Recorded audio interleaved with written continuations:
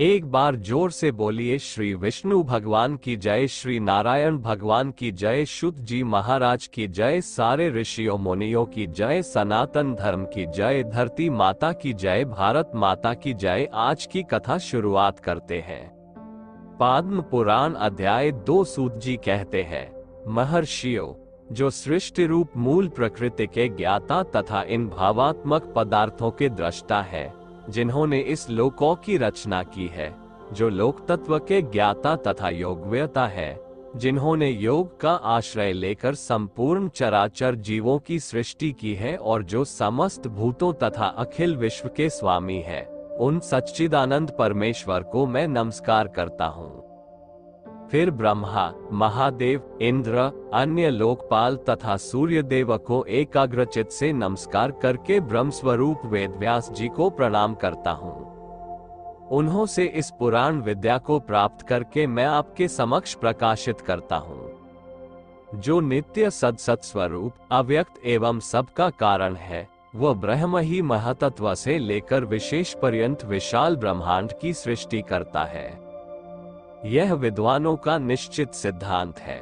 सबसे पहले हिरण्यमय, तेजोमय अंड में ब्रह्मा जी का प्रादुर्भाव हुआ। वह अंड सब ओर जल से घिरा है, जल के बाहर तेज का घेरा और तेज के बाहर वायु का आवरण है। वायु आकाश से और आकाश भूतादि तामस अहंकार से घिरा है। अहंकार को महतत्व ने घेर रखा है और महतत्व अव्यक्त मूल प्रकृति से घिरा है। उक्त अंड को ही संपूर्ण लोकों की उत्पत्ति का आश्रय बताया गया है।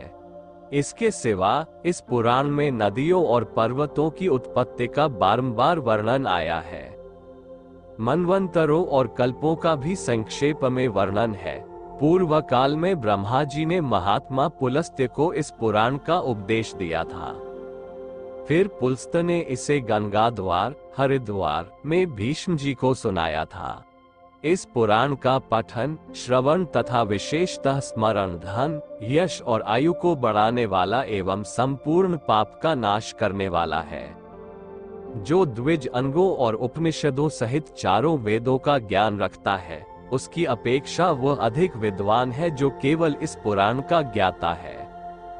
दो इतिहास और पुराणों के सहारे ही वेद की व्याख्या करनी चाहिए, क्योंकि वेद अल्पज्ञ विद्वान से ये सोचकर डरता रहता है कि कहीं यह मुझ पर प्रहार न कर बैठे, अर्थ का अनर्थ न कर बैठे।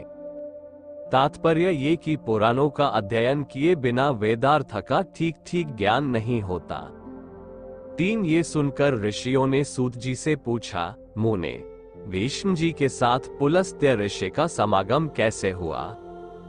पुलस्त्य मुनि तो ब्रह्मा जी के मानस पुत्र है। मनुष्यों को उनका दर्शन होना दुर्लभ है। महाभाग, भीष्म जी को जिस स्थान पर और जिस प्रकार पुलस्त्य जी का दर्शन हुआ, वो सब हमें बतलाइए। सूत जी ने कहा, महात्माओं, साधुओं का हित करने वाली विश्व पावनी महाभागा गंगा जी जहाँ पर्वत माला उनको भेद कर बड़े वेग से बाहर निकली है, वह महान तीर्थ गंगाद्वार के नाम से विख्यात है। पितृभक्त भी वहीं निवास करते थे। ये ज्ञानोपदेश सुनने को इच्छा से बहुत दिनों से महापुरुषों के नियम का पालन करते थे। स्वाध्याय और तर्पण के द्वारा देवताओं और पितरों की तृप्ति तथा अपने शरीर का शोषण करते हुए भीष्म जी के ऊपर भगवान ब्रह्मा बहुत प्रसन्न हुए। वे अपने पुत्र मुनिश्रेष्ठ पुलस्त्य जी से इस प्रकार बोले, बेटा, तुम कुरुवंश का भार वहन करने वाले वीरवर देख तके, जिन्हें भीष्म भी कहते हैं, समीप जाओ। उन्हें तपस्या से निवृत्त करो और इसका कारण भी बतलाओ। महाभाग भीष्म अपनी पितृभक्ति के कारण भगवानों का ध्यान करते हुए गंगाद्वार में निवास करते हैं। उनके मन में जो जो कामना हो, उसे शीघ्र पूर्ण करो, विलंब नहीं होना चाहिए। पितामह का वचन सुनकर मुनि व पुलस्त्य जी गंगाद्वार में आए और भीष्म जी से इस प्रकार बोले, वीर, तुम्हारा कल्याण हो। तुम्हारे मन में जो इच्छा हो, उसके अनुसार कोई वर मांगो। तुम्हारी तपस्या से साक्षात भगवान ब्रह्मा जी प्रसन्न हुए हैं। उन्होंने ही मुझे यहाँ भेजा है। मैं तुम्हें मनोवांछित वरदान दूंगा।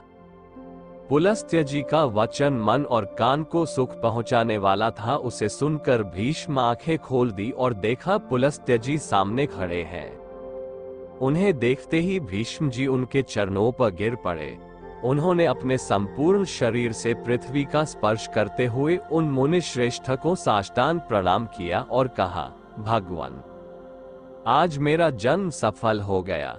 ये दिन बहुत ही सुंदर है, क्योंकि आज आपके विश्वनीय चरणों का मुझे दर्शन प्राप्त हुआ है। आज आपने दर्शन दिया और विशेषतः मुझे वरदान देने के लिए गंगा जी के तट पर पदार्पण किया। इतने से ही मुझे अपनी तपस्या का सारा फल मिल गया। ये कुश की चटाई है, इसे मैंने अपने हाथों बनाया है और जहां तक हो सका है इस बात का भी प्रयत्न किया है कि यह बैठने वाले के लिए आराम देने वाली हो। अतः आप इस पर विराजमान हो। ये पलाश के दोने में अर्घ्य प्रस्तुत किया गया है। इसमें दूब, चावल, फूल, कुश, सरसों, दही, शहद, जौ और दूध भी मिले हुए हैं। प्राचीन काल के ऋषियों ने यह अष्टांग अर्घ्य ही अतिथि को अर्पण करने योग्य बतलाया है। अमित तेजस्वी भीष्म के ये वचन सुनकर ब्रह्मा जी के पुत्र पुलस्त्य मुनि कुशासन पर बैठ गए। उन्होंने बड़ी प्रसन्नता के साथ पाद्य और अर्घ्य स्वीकार किया। भीष्म जी के शिष्टाचार से उन्हें बड़ा संतोष हुआ। वे प्रसन्न होकर बोले, महाभाग, तुम सत्यवादी, दानशील और सत्य प्रतिज्ञ राजा हो। तुम्हारे अंदर लज्जा, मैत्री और क्षमा आदि सद्गुण शोभा पा रहे हैं। तुम अपने पराक्रम से शत्रुओं को दमन करने के समर्थ हो, साथ ही धर्मज्ञ, कृतज्ञ, दयालु, मधुरभाषी, सम्मान के योग्य पुरुषों को सम्मान देने वाले, विद्वान, ब्राह्मण, भक्त तथा साधुओं पर स्नेह रखने वाले हो। वत्स, तुम प्रणाम पूर्वक मेरी शरण आए हो, अतः मैं तुम पर बहुत प्रसन्न हूँ। तुम जो चाहो पूछो, मैं तुम्हारे प्रत्येक प्रश्न का उत्तर दूंगा। भीष्म जी ने कहा, भगवान, पूर्व काल में भगवान ब्रह्मा जी ने किस स्थान पर रहकर देवताओं आदि की सृष्टि की थी, यह मुझे बताइए। उन महात्मा ने कैसे ऋषियों तथा देवताओं को उत्पन्न किया, कैसे पृथ्वी बनाए, किस तरह आकाश की रचना की और किस प्रकार इन समुद्रों को प्रकट किया, भयंकर पर्वत, वन और नगर कैसे बनाए, मुनियों, प्रजापतियों, श्रेष्ठ सप्तर्षियों और भिन्न भिन्न वर्गों को, वायु को, गंधर्वों, वक्षों, राक्षसों, तीर्थों, नदियों, सूर्यादि ग्रहों तथा तारों को भगवान ब्रह्मा ने किस तरह उत्पन्न किया, इन सब बातों का वर्णन कीजिए। पुलस्त्य जी ने कहा, पुरुष श्रेष्ठ, भगवान ब्रह्मा साक्षात परमात्मा है। वे पर से भी पर तथा अत्यंत श्रेष्ठ है। उनमें रूप और वर्ण आदि का अभाव है। वे यद्यपि सर्वत्र व्याप्त है, तथापि ब्रह्मरूप से इस विश्व की उत्पत्ति करने के कारण विद्वानों के द्वारा ब्रह्मा कहलाते हैं। उन्होंने पूर्व काल में जिस प्रकार सृष्टि रचना की, वह सब मैं बता रहा हूँ, सुनो। सृष्टि के प्रारंभ काल में जब जगत के स्वामी ब्रह्मा जी कमल के आसन से उठे, तब सबसे पहले उन्होंने महतत्व को प्रकट किया। फिर महतत्व से वैकारिक, सात्विक, तेजस, राजस तथा भूतादि रूप तामस, तीन प्रकार का अहंकार उत्पन्न हुआ, जो कर्मेंद्रिय सहित 5 ज्ञानेंद्रियों तथा पंचभूत का कारण है। पृथ्वी, जल, तेज, वायु और आकाश, ये 5 भूत हैं। इनमें से एक एक के स्वरूप का क्रमशः वर्णन करता हूँ। भूतादि नामक तामस अहंकार ने विकृत होकर शब्द तन्मात्रा को उत्पन्न किया। उससे शब्द गुण वाले आकाश का प्रादुर्भाव हुआ। भूतादि तामस अहंकार ने शब्द तन्मात्रा रूप काश को सब ओर से आच्छादित किया। तब शब्दमात्रा रूप आकाश ने विकृत होकर स्पर्श तन्मात्रा की रचना की। उससे अत्यंत बलवान वायु का प्राकट्य हुआ, जिसका गुण स्पर्श माना गया है। तदनंतर आकाश से आच्छादित होने पर वायु तत्व में विकार आया और उसने रूप तन्मात्रा की सृष्टि की। वह वायु से अग्नि के रूप में प्रकट हुई, रूप उसका गुण कहलाता है। तत्पश्चात स्पर्श तन्मात्रा वाले वायु ने रूप तन्मात्रा वाले तेज को सब ओर से आवृत किया। इससे अग्नि तत्व ने विकार को प्राप्त होकर रस तन्मात्रा को उत्पन्न किया। उससे जल की उत्पत्ति हुई, जिसका गुण रस माना गया है। फिर रूप तन्मात्रा वाले तेज ने रस तन्मात्रा रूप जल तत्व को सब ओर से आच्छादित किया।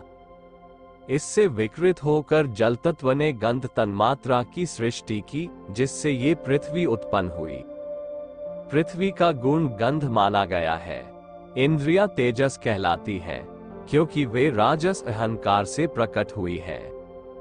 इंद्रियों के अधिष्ठाता 10 देवता वैकारिक कहे गए हैं, क्योंकि उनकी उत्पत्ति सात्विक अहंकार से हुई है।